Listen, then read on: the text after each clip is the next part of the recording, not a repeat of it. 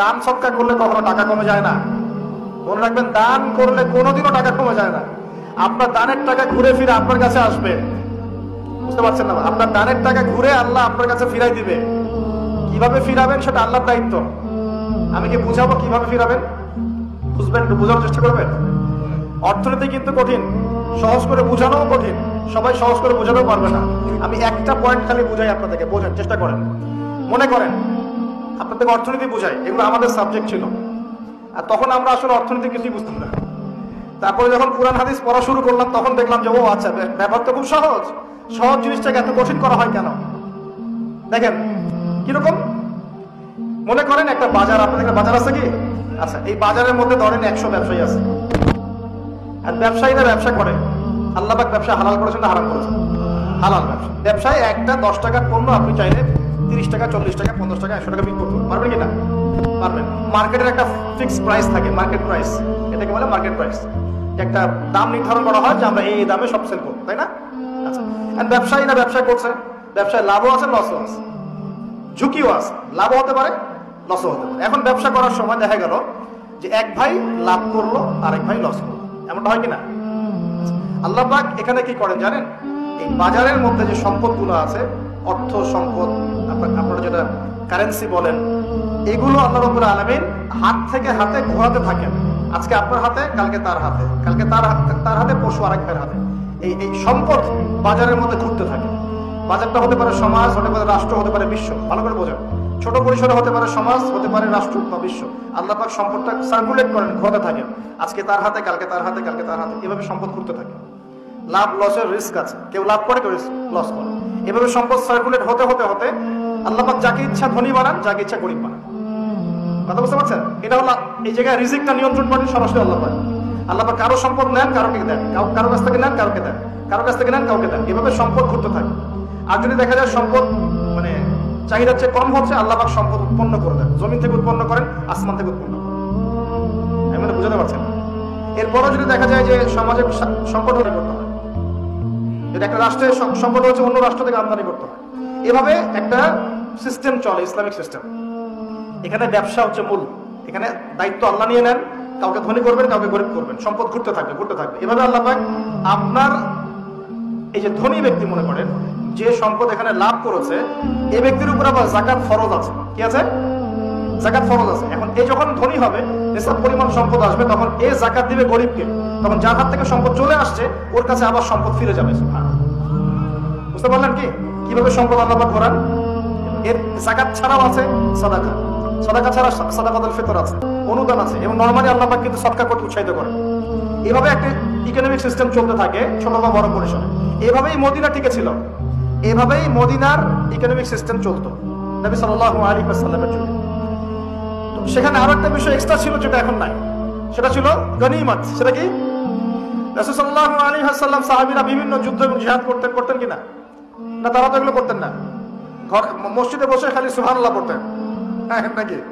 বদর উহুদ তো হয়নি ইসলামে, হয়েছে? বদর উহুদ বলে কোনো যুদ্ধ হয়েছে নাকি? এগুলো বললে তো দেখা যাবে বাপরে বাপ, অবস্থা খারাপ। হ্যাঁ, জিহাদি বয়ান শুরু করে দিয়েছে। এগুলো কি ইতিহাসে আছে কি নাই? যখনই মুসলিমরা যুদ্ধে গিয়েছে এবং জয় করেছে, তখন বিপুল গনিমতের সম্পদ লাভ করেছে। বুঝতে পারছে? গনিমত মানে ওই যে যাদের সাথে যুদ্ধ হচ্ছে, ওদের সব সম্পত্তি মুসলিমরা তখন পেয়ে যায়, কারণ ওগুলো ছেড়ে ওরা পালিয়ে যায়। এটা এর মধ্য দিয়ে মুসলিমরা ব্যাপক সচ্ছলতার মুখ দেখেছিল। খায়বারের যুদ্ধ জয়ের মধ্য দিয়ে মুসলিমরা প্রায় 1/3 সম্পদ পেয়েছিল আরবের মধ্যে।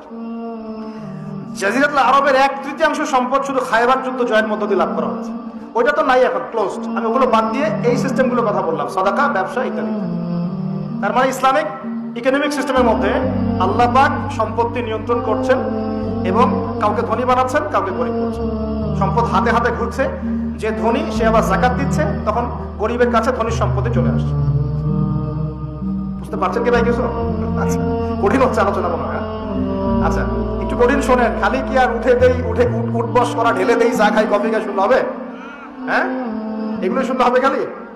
ভালো করে শুনি ইনশাআল্লাহ। এখন চলমান সিস্টেমে কি সমস্যা হয়? যখন আপনি ব্যবসাটাকে গুটিয়ে নিয়ে সুদটাকে প্রাধান্য দিচ্ছেন, মানে সুদের মধ্যে কি লাভ লস দুটা রিস্ক আছে, ঝুঁকি আছে কোনো? সুদে আপনি যখন খান, আপনি কি বলেন যে ঠিক আছে আমি 100 টাকা নিলাম, ব্যবসায় লাভ হলে আমি দিব 50%, লস হলে 50%। এটা তো সুদ না, এটা তো সুদ না, এটা কি সুদ?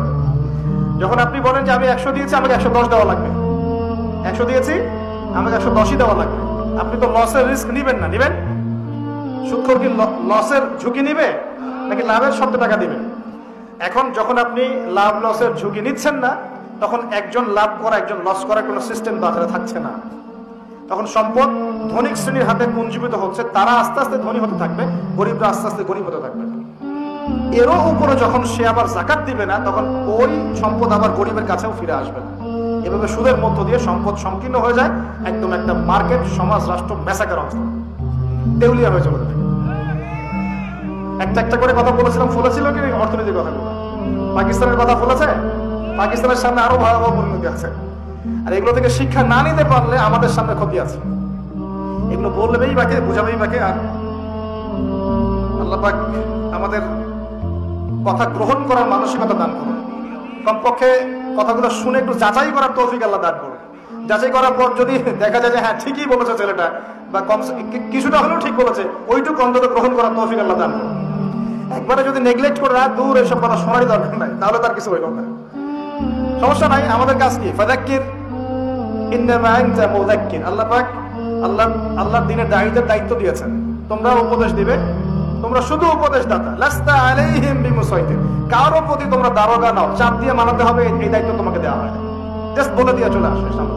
ফাযাক্কির ইন্নাফাআতিয যিকরা, তুমি উপদেশ দিবে হে নবী।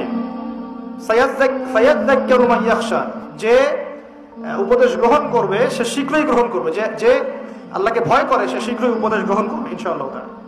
প্রিয় ভাইরা, এখনকার চলমান বিশ্বের ইকোনমিটা হচ্ছে সুদভিত্তিক। এই কারণেই ইকোনমিক সমস্যাগুলো, মন্দাগুলা, স্যাংশনগুলা, করাপশনগুলা, এগুলো সুযোগ থেকে যায়। আদারওয়াইজ ইসলামিক ইকোনমিক সিস্টেম পরিপূর্ণরূপে থাকলে এই সমস্যাগুলো হতো না।